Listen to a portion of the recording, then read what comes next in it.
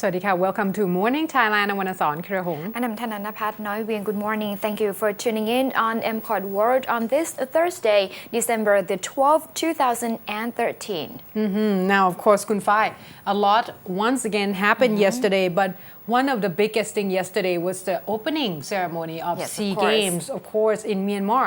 And it was, if you get a chance to take a look at it, it was quite extravagant, I would have to say. And this is the first time that it was held in Myanmar in more than 40 years. So it's very interesting indeed. However, another event that took place yesterday was the opening of the friendship bridge between Thai and Laos. Yes, of course, of course. at this point, they say that yesterday the opening ceremony finally happened already, and we have been reporting quite a bit about it in anticipation to it. But yesterday, Her Royal Highness Crown Prince, Princess Maha, Crown Princess, excuse me, Maha Maha Chakri Sirindhorn. There you go.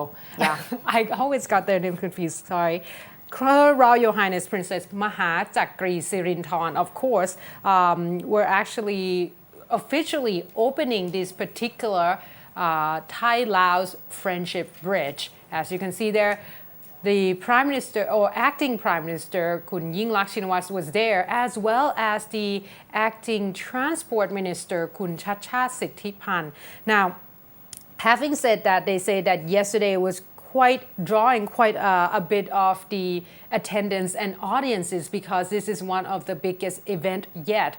Thailand and Laos has been quite a good neighbor countries for quite some times now. And they say that yesterday at the ceremony, there were also an exhibition talking about the long-term relationships as well as the future and current projects that they are doing together. Now, they say that this particular bridge is actually part of what they call linking economic community between Thailand as well as China as well.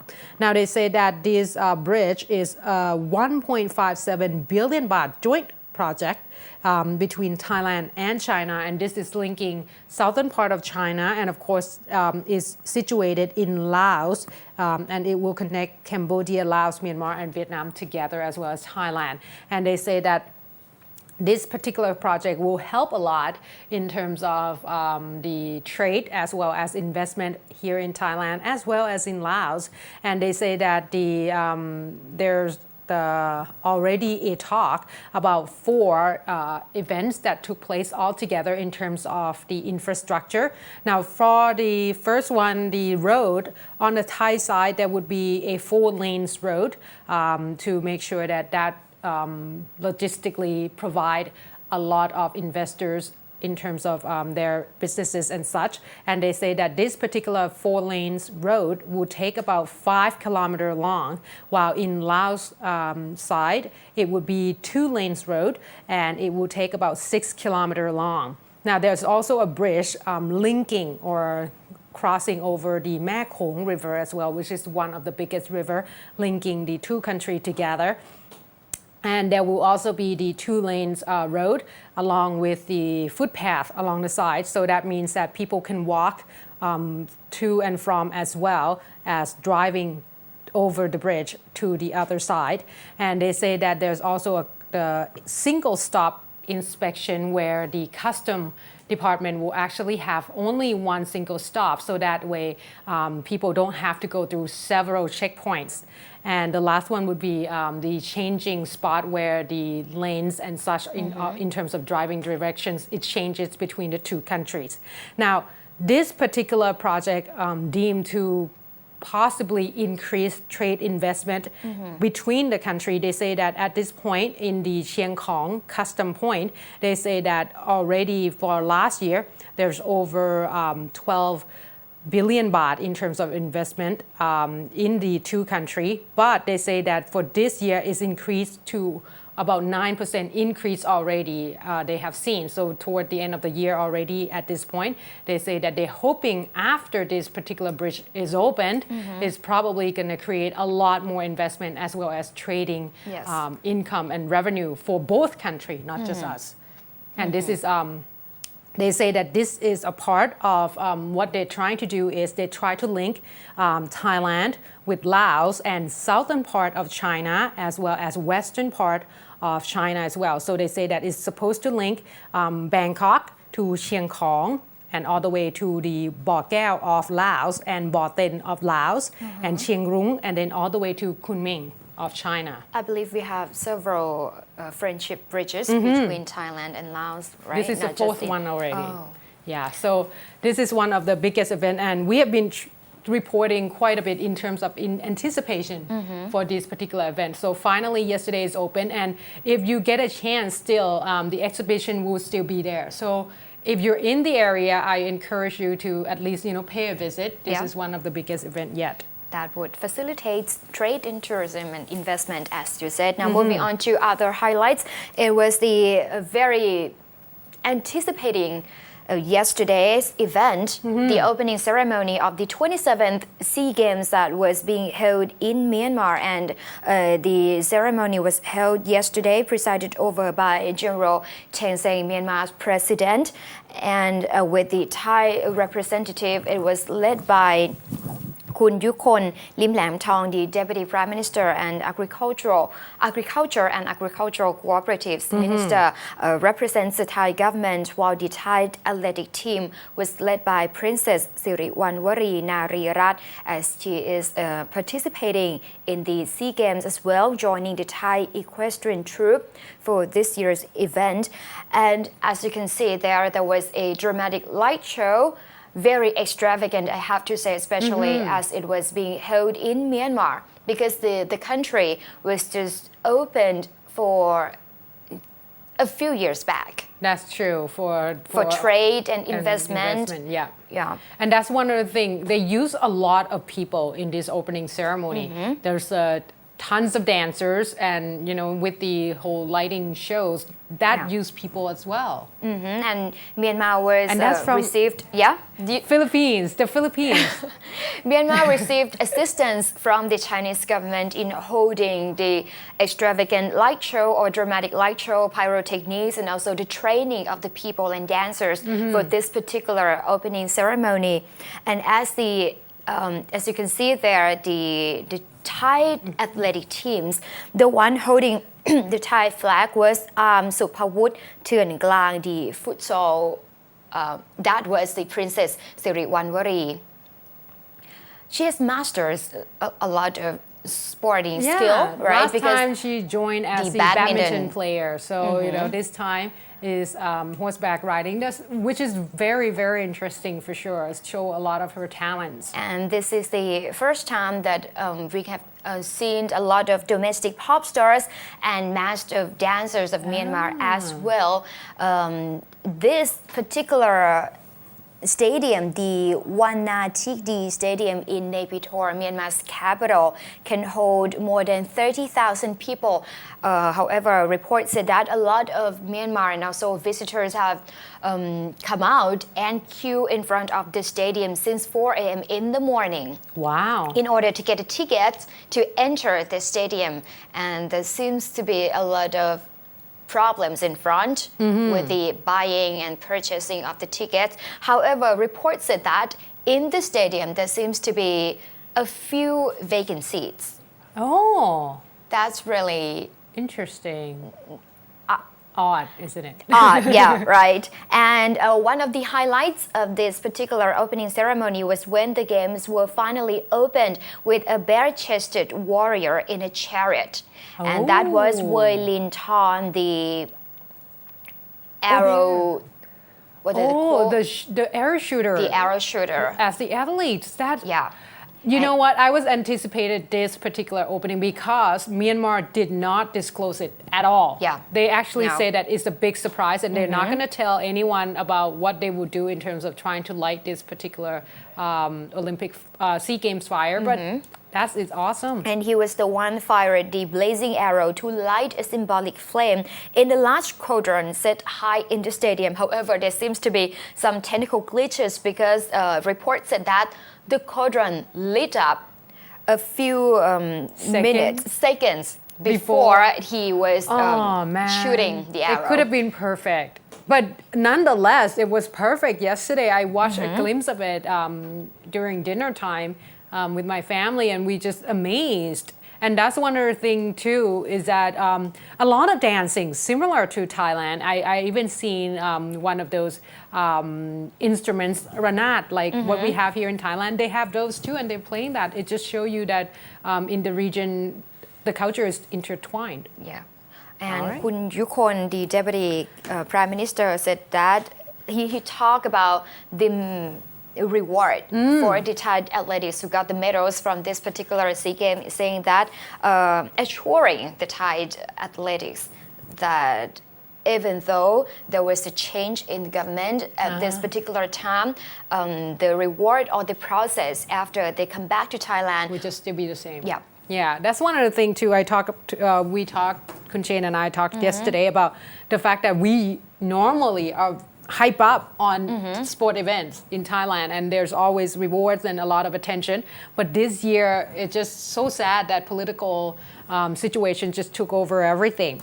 Now, let's move on to another interesting event. Of course, we know that a lot of not civil servants, but a lot of people knows about their rights, and civil rights became one of those things that people are actually became aware of. And they say that yesterday there has been a report that 150 of the villagers actually trying to capture the officers that they believed are behind the cutting of 130 years old Siamese Rosewood tree in their area. And the thing is, they have been on to this particular event for quite some time now, because back on the 4th of December, Kun Lamduan Anuprai, which is the head of the village in the Sa'at Sombun sub-district, Mueang Roiet district in Roiet province, he said that he's seen that the big tree, the over 130 years old Siamese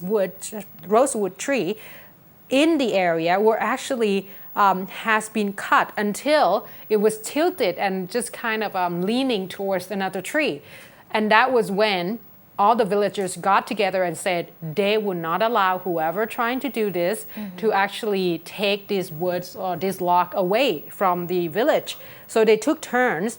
However, they said that on the 11th, so yesterday, they heard at about 1 a.m. in the morning, they heard a noise not from the nearby, and they say that they heard that there's an electronic sawing machine, almost the sound of it. So they got into the area, and what they found was that there's a car and there's all the equipments in the area with the tree, and there's more logs in the area. So what they did is they are trying to find who behind it, and they ended up. No one was there, wasn't it? Well, they ended up finding one person.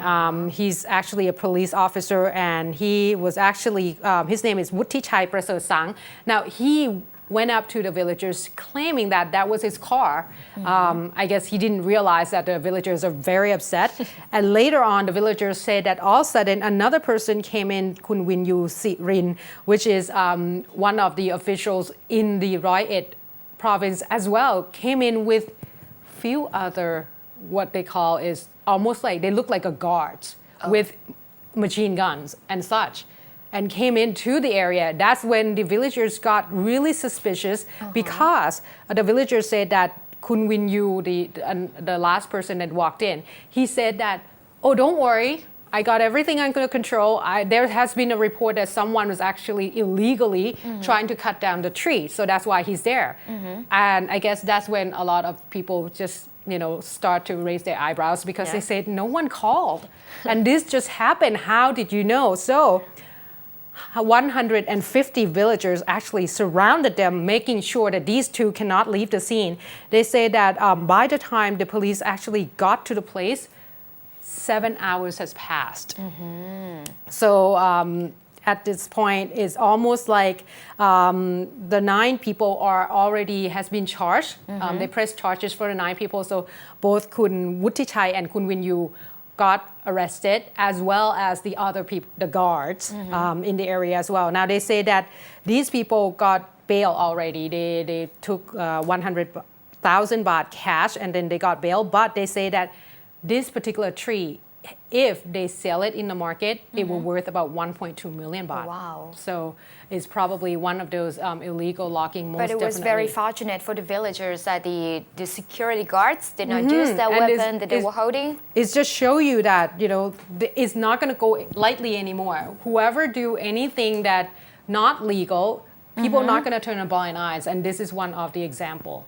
Yes, of course. Now, before wrapping up this section of the show, we got some more interesting headlines here yesterday around 6 or 7 p.m. in the evening. There was a picture circulating on the internet with a picture of a man and a woman wearing wedding gowns and wedding suits. And they look so much like a very famous couple in the entertainment industry here. One was Kun Tono Pakin Kamvilaisak and his girlfriend Kun Tangmo Patharatida Pachara Virapong, also an actress. And people became suspicious how this picture come out because it seems like they were in a wedding ceremony. Kun Tangmo was wearing that white dress. Yeah, looks kind of like a wedding gown. And people really got very suspicious because there is no reports or even I was one of those people. The entertainment reporters had no idea where that picture came from because it turns out that the social online got those pictures from some Photography. actress Oh, okay. Instagram account. Oh. And they got them, and from the photographer's Facebook page.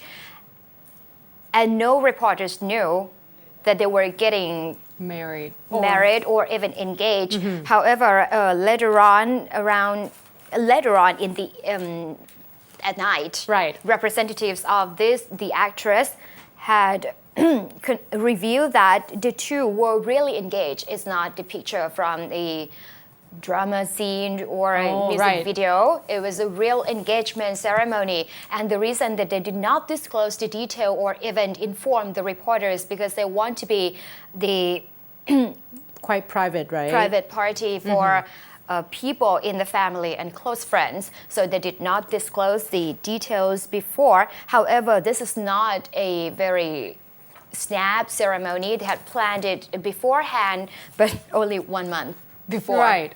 And the thing is, a lot of people were shocked about this because we haven't heard of before. But, congratulations to them because at this point, I think we need at least something to bring the spirits up. And she looks gorgeous, and so is he. He looks really, really great in his suit.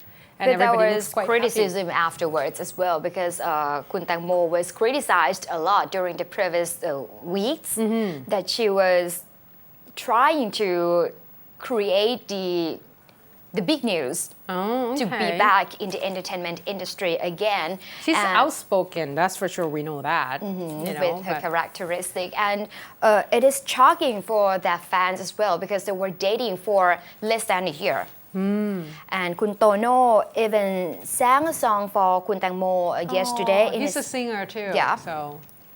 And he said that they will be together for their whole life. And this is not the wedding ceremony, it's just the engagement that they were exchanging rings and about the wedding ceremony that would be taking place in a few years, not just in a few months, like 2 or 3 years. All right. Well, that's good. I think congratulations. And the thing is, they're a great couple. So good news for all the Thai people. At least we have something to cheer up about.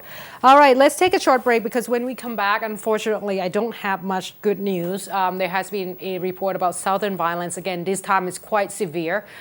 Several of our officers were actually wounded and 5 were killed. And of course, Kun Phai will talk a little bit about the demonstrations as well. So please stay tuned.